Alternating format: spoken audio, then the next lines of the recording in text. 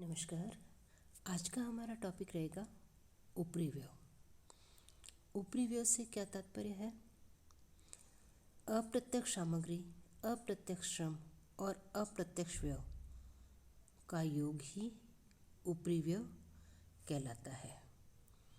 ऊपरी व्यय को प्रत्यक्ष सामग्री, प्रत्यक्ष श्रम और प्रत्यक्ष व्यय की भांति किसी कार्य से संबंधित अथवा लागत से संबंधित नहीं किया जा सकता, बल्कि इनको किसी उचित आधार पर विभिन्न उपकार्यों अथवा लागत इकाइयों पर वितरित अथवा अवशोषित किया जाता है।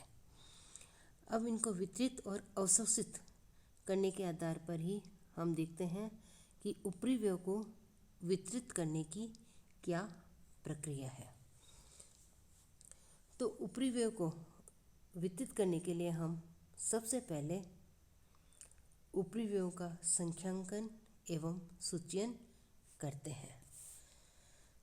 इसमें प्रत्येक ऊपरी व्यय की मद का उचित रूप से विश्लेषण कर उसको अलग शीर्षक में लिख दिया जाता है और उसे एक संख्या प्रदान कर दी जाती है। इसी संख्या को हम स्थायी आदेश संख्या कहते हैं। इस संख्या द्वारा ही उस ऊपरी व्यय को पहचाना जाता है। स्थायी आदेश संख्या होती है वो एक लिखित आदेश होता है जो किसी अप्रत्यक्ष सेवा अथवा सेवा कार्य को पूर्ण करने के लिए होता है।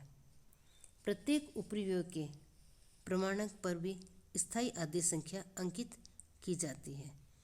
इन संख्याओं का विश्लेषण करने से अप्रत्यक्ष व्ययों का वर्गीकरण किया जा सकता है। इसमें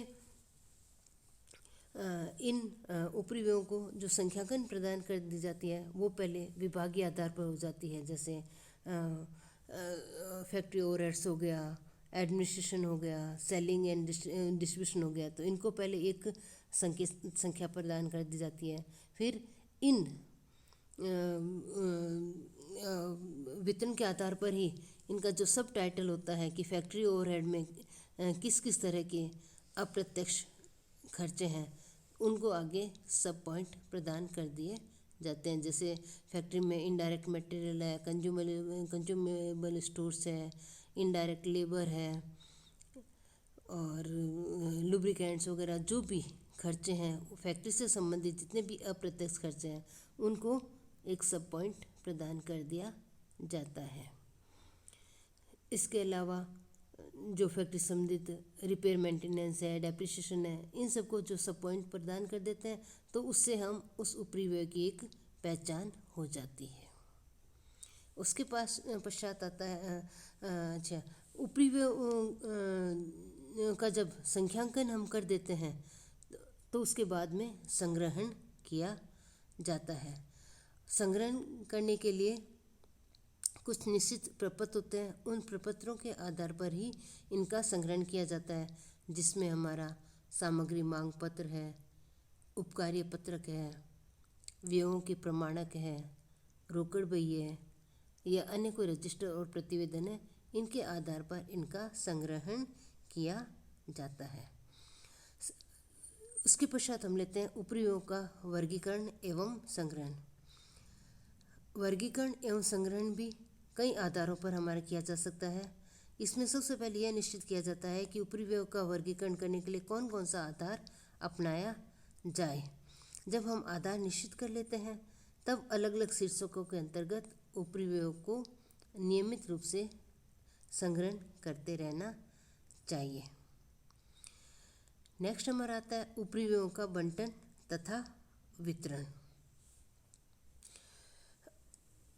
ऊपरी व्यय की जब हम संग्रहण करके कुल राशि ज्ञात कर लेते हैं उसके पश्चात यह देखा जाता है कि इसमें कौन से शीर्षक ऐसे हैं जिनकी राशि लागत केंद्रों अथवा उत्पादन विभागों को स्पष्ट रूप से बंटित की जा सकती है और कौन से शीर्षक ऐसे हैं जिनकी राशि लागत केंद्रों अथवा उत्पादन विभागों को स्पष्ट रूप से बंटित नहीं की जा सकती। जो स्पष्ट रूप से बंटित होने वाली है वो तो संबंधित लागत केंद्रों को चार्ज कर दी जाती है और जो जिनको हम स्पष्ट रूप से बंटित नहीं कर सकते हैं, ऐसे उपरिव्ययों को हम जो विभिन्न लागत केंद्रों हैं या लागत इकाई है या उत्पादन विभाग है, उनको किसी उचित आधार पर हम वितरित कर दिया जाता है। उसके पश्चात हमारा आ रहा है उपरिव्ययों का अवशोषण।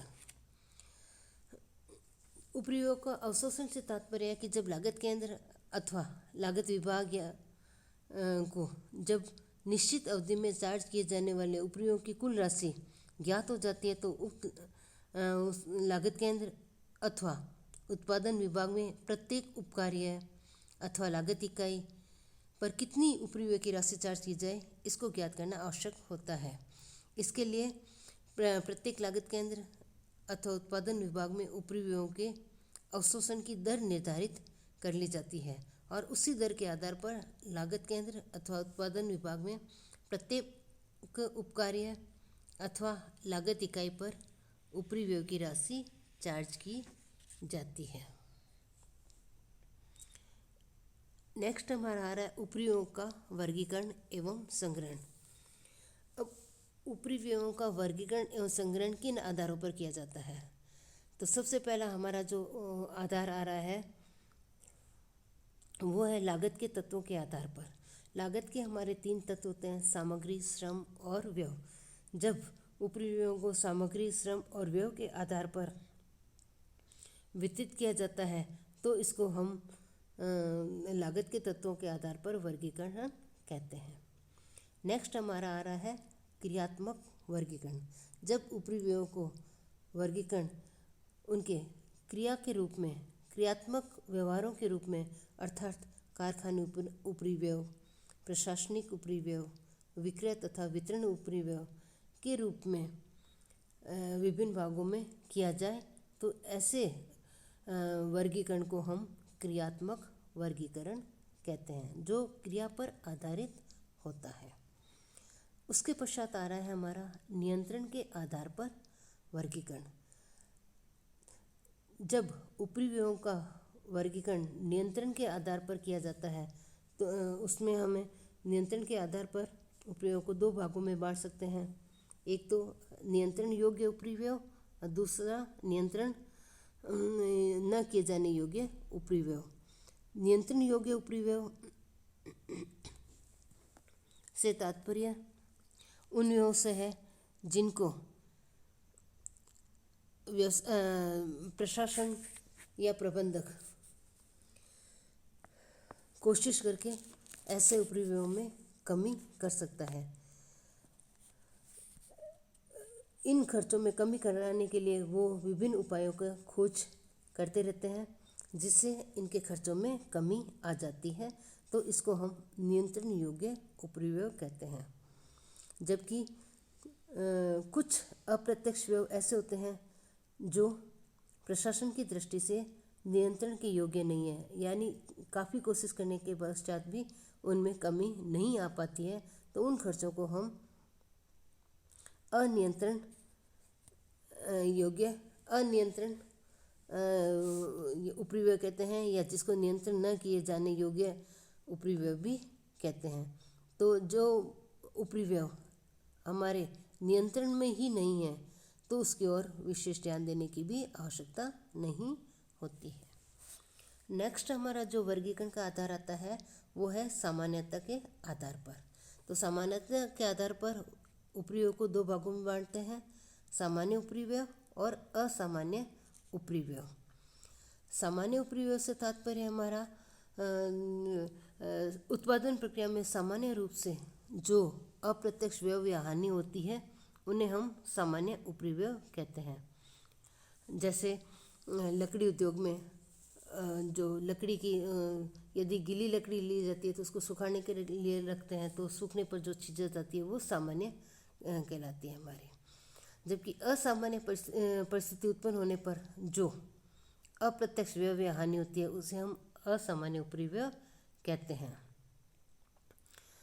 जो सामान्य उपरिव्यय है वो तो लागत में मूल में जोड़ा जाता है, लेकिन जो असामान्य उपरिव्यय है उसको हम लागत लाभ हानि खाते में ट्रांसफ़र कर देते हैं।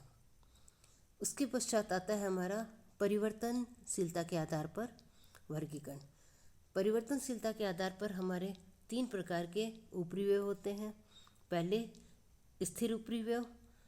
स्थिर उपरिव्यय से तात्पर्य उस उपरिव्यय से है जो कि उत्पादन की जाने वाली मात्रा से संबंधित न होकर समय पर आधारित होता है। यानी उत्पादन की यदि मात्रा बढ़ाई जाए तो इनके व्यय में कोई परिवर्तन नहीं आता, अर्थात ये उत्पादन की मात्रा से संबंधित न होकर समय की इकाई से संबंधित होता है, या जिनका भुगतान समय के आधार पर किया जाता है और इन पर नियंत्रण संभव नहीं है, उत्पादन हो या न हो ऐसे व्यय होंगे ही, तो इसे हम स्थिर उपरिव्यय कहते हैं। जिसमें कारखाने का किराया हो गया, चौकीदार का वेतन वगैरह हो गया, तो ये इनको हम स्थिर उपरिव्यय के अंतर्गत शामिल करते हैं। उसके पश्चात हमारा ये आ रहा है स्थिर परिवर्तनशील उपरिव्यय। परिवर्तनशील उपरिव्यय जैसे नाम से स्पष्ट है, परिवर्तनशील यानी ऐसे उपरिव्यय जो कि पूर्णतः उत्पादित की जाने वाली वस्तु की मात्रा से संबंधित होता है। यानी वस्तुओं के उत्पादन में वृद्धि होने पर उसी अनुपात में ये व्यय बढ़ जाते हैं और वस्तु के उत्पादन में कमी होने पर उसी अनुपात में ये व्यय कम हो जाते हैं। तो इनका प्रत्यक्ष संबंध उत्पादित की जाने वाली मात्रा से संबंधित होता है, इसलिए इन्हें हम परिवर्तनशील उपरिव्यय कहते हैं। जैसे इसमें शक्ति है, पानी, गैस है, यातायात पर किए गए खर्च है, प्लांट की मरम्मत है, ये व्यय हमारे परिवर्तनशील उपरिव्यय कहलाते हैं। नेक्स्ट आ रहा है इसमें हमारा अर्ध परिवर्तनशील उपरिव्यय। अर्ध परिवर्तनशील उपरिव्यय ऐसे उपरिव्यय को कहते हैं जिसका कुछ भाग समय पर आधारित होता है और कुछ भाग उत्पादन की जाने वाली मात्रा से संबंधित होता है। यानी किसी वस्तु की उत्पादन में वृद्धि या कमी होती है तो इन व्ययों में वृद्धि या कमी तो होती है, लेकिन उसके बराबर अनुपातिक रूप से नहीं। यानी जितना उत्पादन में वृद्धि हुई है उतने मात्रा में ही इन व्ययों में वृद्धि नहीं होती है, बल्कि अपेक्षाकृत कम मात्रा में होती है। और उत्पादन में कमी होने पर इनमें उसी अनुपात में कमी नहीं होती, अपेक्षाकृत कम अनुपात में कमी होती है। यानी इनका कुछ हिस्सा समय पर आधारित होता है और कुछ हिस्सा उत्पादित की जाने वाली मात्रा पर आधारित होता है। इसमें स्थिरता और परिवर्तनशीलता दोनों के गुण ही पाए जाते हैं, इसलिए इन्हें हम अर्ध परिवर्तनशील उपरिव्यय कहते हैं।